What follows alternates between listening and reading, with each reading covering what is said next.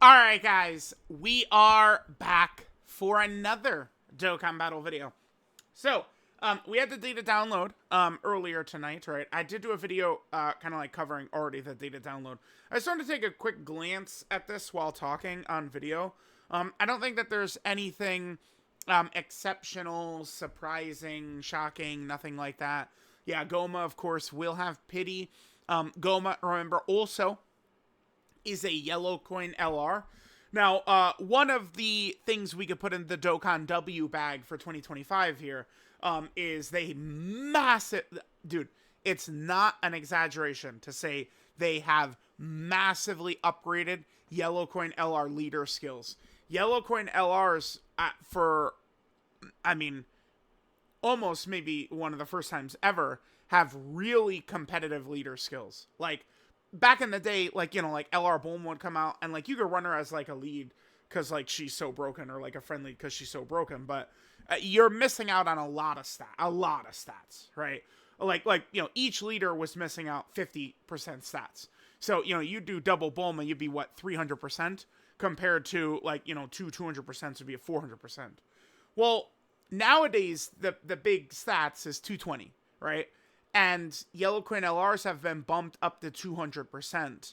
So it's like we're only missing out on 40% total to the biggest leader skill compared to, you know, back in the day, yellow coin LRs would be missing 100% stats total. So it's quite a huge difference, really. It is. And Gomah has essentially two good categories here, too. Demonic Power and Terrifying Conquerors. One thing is, Gomah right now, to me, does indeed look like the best character in the game. Kind of surprising. I actually did see a tweet earlier. I think now is an appropriate time to pull that up. Let me pause and grab that, because I hadn't even really put two and two together, but I looked at the tweet and I was like, oh, this is true. Yeah, here we go right here. This is what I was referring to. So, this is yellow coin LRs.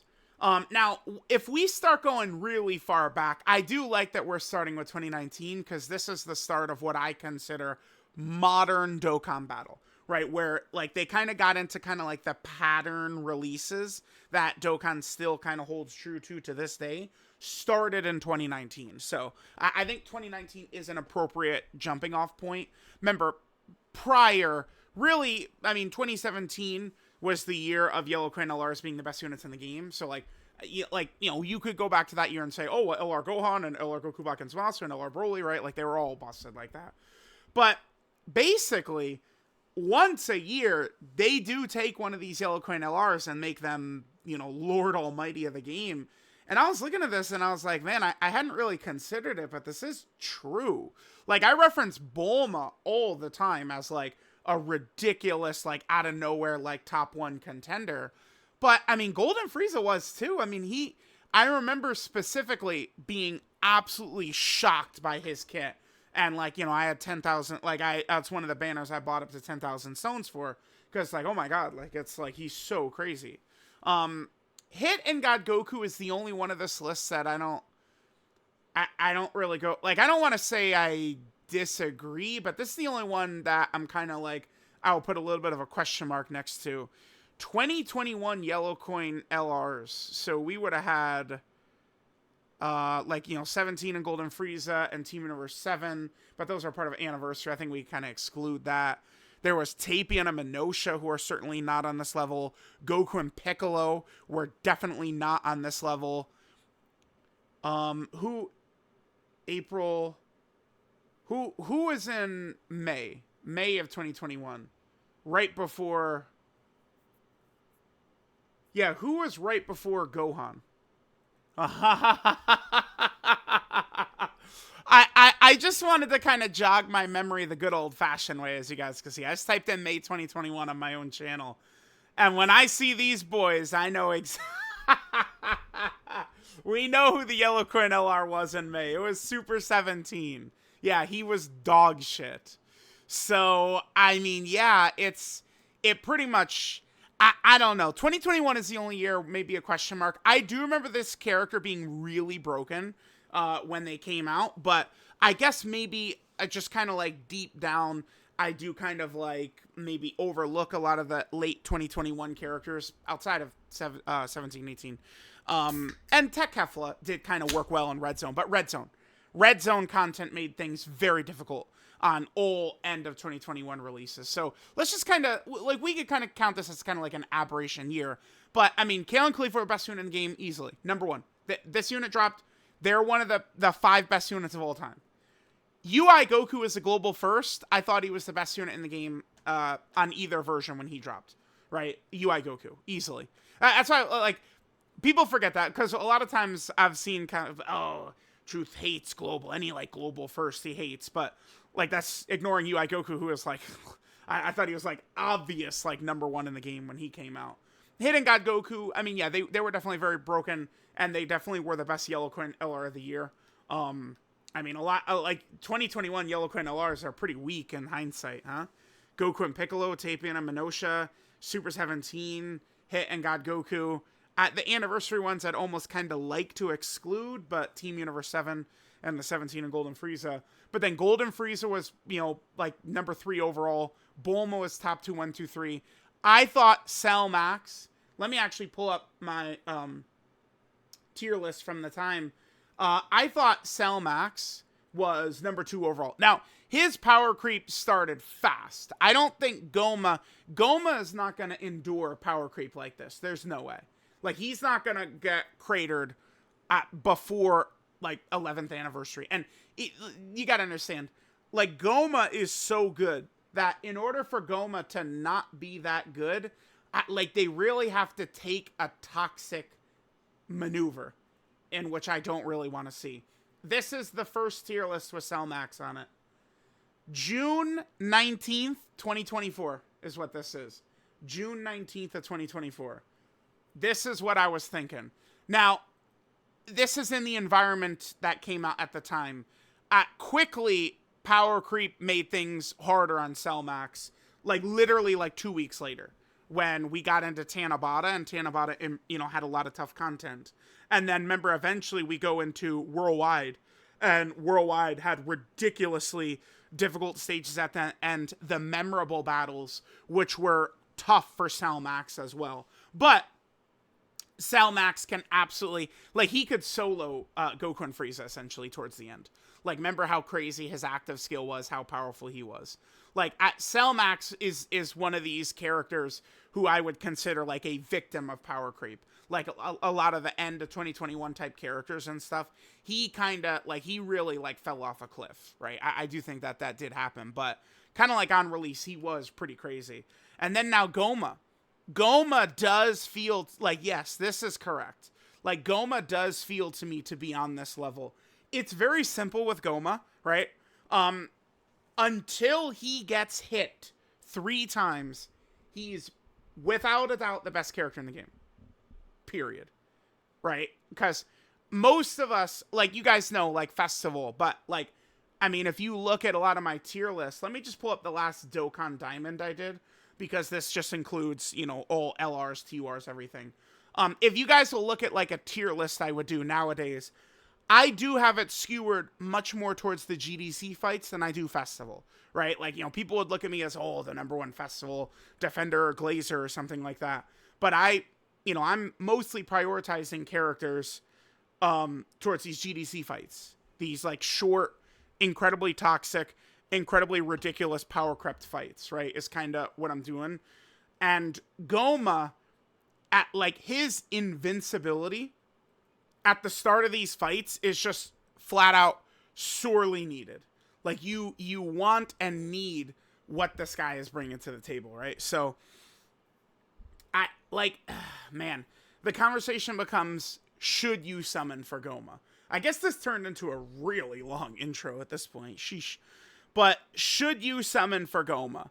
I mean, if we jump over here and take a look, right? Here are the last 2 Yellow Coin LR banners. Now, I only pulled up the last 2, because these are the ones where Yellow Coin LRs have had, the double 200% leader skills, right? And, I mean, if we take a look at these banners, they're just flat out fucking brutal, man. I mean, this is just, It's brutal. It's bad. Like, you're not getting almost any value summoning. Like, on this Tien banner, look at this, dude. Like, what do you want me to say? This is just not how you should use your stones. And here's PyCon's banner. And yeah, it's just, I mean, I don't know. Maybe we could say that this Yellow Coin LR was a bit of a weak release, and so is this guy. Cell Max got heavily power crept, but like, look, guys, look at this. Like, we're gonna be met with a banner. By the way, Gomah drops in 13 hours. I mean, we're gonna be met with a banner like one of these bad boys. That's just not gonna look good. As fun as he is, dominating the entire game the way he is, including long fights. Because remember, literally at the start of every turn, he just builds up like this, which is crazy. Right? Now remember, it is, by the way, it's the start of his turn. This is not a thing where he's building up on turns he's not on, right? Like, he doesn't work like that. It's the start of his turn, he builds up. He is number one, but it's just so difficult for me to recommend summoning for him when he's gonna have a banner like this. You guys know, like, oftentimes I'm not even telling players to summon based off of, oh my god, the character's number one, right? Which he is. But it's like, if you summon on the banner, how likely is it that you pull the new character? It's not, take it from my experience, not very likely at all, right? You're going to pull a lot of this Piccolo and Kaioken Goku and this Android 18, right? You're going to pull a lot of that. That's why it's always like, you know, I try and tell people to save their stones for, you know, anniversaries, worldwide download celebration, because then, you know, you're saving your stones for these banners that have got like 4 or 5 good characters on it. So even if you don't pull, you know, the new UI Goku, right, you're still able to get like a bunch of these other like good characters that drop. Like, if you really want to go crazy, like, you do some summons on Gomah, sure. I should also point out, there is a possibility Gomah could return a little bit quicker than usual. Although he is a Yellow Coin LR, so returns for them are a bit weird. But I think we are going to move into Daima stuff again sooner rather than later, probably. With Adult Super Saiyan 3 Goku, Adult Super Saiyan... or Adult Super Saiyan 4 Goku, Adult Super Saiyan 3 Vegeta. There's also, like, Mini Super Saiyan 3 Goku, and they could potentially even do, like, Daima, like, Super Saiyan 3 Goku. Like, they could... It's only, like, a 4-episode stretch, but they actually do have, like, 20 characters they could grab from, like, that 4-episode stretch, right? Like, Majin Ku and Do, and then a Duo version of them. You know, Mini Piccolo they did drop, but, like, they could still do, like, you know... like just a bunch of characters kind of like from that whole sequence. And like Mini Super Saiyan 3 Goku, I guess, could be like some Dokkan Fest at some point. Easily stuff that they could do. But the only thing is, I do think that what we're probably going to get with Adult Super Saiyan 4 Goku and Adult Super Saiyan 3 Vegeta is that there'll be a dual Dokkan Fest, I would think. Like, even... I think they'd be a dual Dokkan Fest, yeah. I don't think one of them would be a carnival. I think they probably would both be Dokkan Fests. If that was the case, Gomah here, he wouldn't have a return during that spot. Because it's kind of the same thing I talked about with Daima Super Saiyan 4 Mini Super Saiyan 4 Goku. If you want to summon for him, I mean, obviously he's the new hotness, right? He's also very good, right? Like, but there's a chance he might come back sooner than characters typically do. And I do think that applies to Gomah as well. But it's, you know, I don't have a crystal ball in front of me to where I could just magically predict the future. But keep in mind, these are characters from, like, the new Dragon Ball content. So I can't say for sure how their initial release order is going to look like and their return is going to look like. Because remember, the Gammas dropped, you know, like the Dokkan Fest Gammas dropped in October of 2022. And they were featured on the anniversary banners in January 2023. They were back so fast as, like, the new hotness from the series and ludicrously powerful characters. So, I mean, there's a chance we could see Gomah and Mini Daima Super Saiyan 4 Goku return quickly. Maybe even during the anniversary. So if you want to skip Gomah, and then this boy shows up during the anniversary, I'm sure people will be very happy. Now, okay. Let's say you summon for him right now.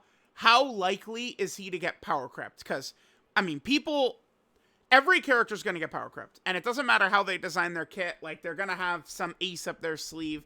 Like, all these characters have some type of weakness that, like, Dokkan could exploit. Because otherwise, characters would be harder to power creep and fights would be more toxic and blah, blah, blah, blah, blah. Here's how they could power creep Gomah. I mean, there's really two ways. Number one is kind of like longer fights, like a 10th anniversary Red Zone style fight. Now, I think Gomah's stats are just outright too high. Like, in the 10th anniversary Red Zone fights, Gomah will be fine because his stats are too high. Like he's just building up every single turn at a pretty decent clip right here, right? Like, he very quickly is at 1,000,000 defense on, like, turn 2, and then he gets 200% when receiving an attack. Like, he's no bitch. So, it's like, but if we had, like, 10th anniversary Red Zone length content, maybe like 10 turns or so, but like, double the boss stats in every phase, that maybe could give Gomah trouble, right? Because remember, he's the best unit in the game until he gets hit 3 times. After he gets hit 3 times, and like once his intro wears down, I mean, he's rocking with the 33% dodge and damage reduction, and that's pretty much it, right? Like, he's just rocking with this. So, like, that's where things, if bosses really step it up, right, in like a 10-turn fight or something like that, that could be problematic for him. The other thing is, if a boss is going to dodge cancel right away, it'll put this guy in big trouble. That would be his biggest weakness. A turn 1 dodge canceling boss would definitely be the biggest weakness for Gomah. Because then it's just, you have your first 3 hits where he's invincible, and then after that, he's just going to become a fish very quickly. Right, so that, like, I don't know, there was the 9th anniversary Supreme Magnificent Battle Blue Kaioken Goku boss. Like, Gomah would probably shit on him because his stats are so high, but, like, if they, like, redid that exact type of fight now, like, that would be problematic for Gomah. Or maybe even a phase, like a boss with multiple phases, and phase 1, the boss has, like, 10 plus attacks. Right? Now, I would say, so for many years, I would say, like, oh, like, dodge is really good. Like, you just dodge builds. And I would, like, some of the shit people say to me over dodge, a lot of it really is, like, like French Dokkan players, Italian Dokkan players. Like, I've noticed the way some of them talk, like, I think a lot of it is because of my dodge builds. I think, like, the Reddit got really mad at me. I remember they were like, oh, there's all these Majin Vegetas with dodge build, and it's because of that fat bastard, right? Like, back then, I'd be like, like, in, like, a war, like, it's like, bro, like dodge is good. Give it a chance.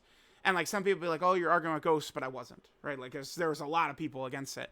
Nowadays, it seems to me like dodge is pretty generally accepted. There's just, like, kind of like knucklehead, like just remaining knuckleheads who will never ever change their minds no matter what. Like, they're just knuckleheads, right? So, like, I feel like that war, like, it's over. Like, it's just like people accept that dodge is very powerful, right? I would say that this character is going to be a lot better if you just straight up give him dodge, because he is the best unit in the game while this is up. So, in my opinion, preserving this as much as you can gives him his maximum strength.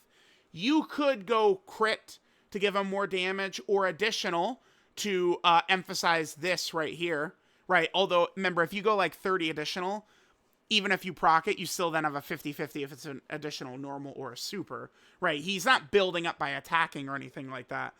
If you're going additional, you're just looking to hit this right here. This very, very strong 2-turn defensive effect that he has. But I do think it's like Topo. God of Destruction Topo is like this, where he was just much better with a dodge build, and I think the same will apply to Gomah. He will just be straight up much better with a dodge build, right? So, let me know what you guys think. I would probably recommend and advise skipping Gomah. But like he is so powerful. Like if you want to summon, like I get it, right? Like when we get a character this powerful, it's not gonna be fun to just kind of like sit on the sidelines and everyone is. It's like the SpongeBob meme of Squidward looking out the window and Patrick and SpongeBob hands in the air. They're having so much fun. Like that's kind of like what one of these releases could turn into. But keep in mind like the theoretical 11th anniversary power creep. I'd say there's a good chance that it's going to exist and it's going to knock off a lot of units. But I do wonder, because GDC power creep was so fucking out of control, I do wonder if they're not actually going to take like a big leap for 11th anniversary. Just the way 2022 going into 2023 did not have a big leap. And I think 2025 mostly resembles 2022. For Dokkan as a year. It resembles it, I think, really closely. So, keep that in mind. Gomah could get power crept during 11th anniversary, but there's a good chance he might not because he's so good. A character like Bulma lasted a long fucking time. Right? A lot of those yellow coin LRs from that list we looked at, Kale and Caulifla, STR Goku, Bulma, Golden Frieza, those characters were good for a long time. Cell Max fell off, I think, rather quickly from that list. But a lot of the rest of them were good for a while. And Gomah, with his bag of tricks, we've talked 21 minutes in, I haven't even really talked about his giant transformation, Team Protector mechanic, which shits on boss abilities, right? Like, I mean, you don't have to use that in turn 2. You could just save it for the nasty phase of the boss. So that's the type of super busted shit. Like, Gomah is just crazy, man. He's just crazy. I would say skip because we're talking about a crappy yellow coin LR banner. But, I mean, if you can't resist the allure of that ass, I mean, I get it. I mean, yeah, we're also about to be 22 minutes in, and we haven't even talked about the biggest. Oh, my God, dude. I can't even put that on screen, man. That's crazy. So, let me know what you guys think about Gomah. But, yeah, he is that good. That's for sure. Gomah, like... He is that good. Like, he's not overrated or anything. His bag of tricks is crazy. Like, he's good. He's really good.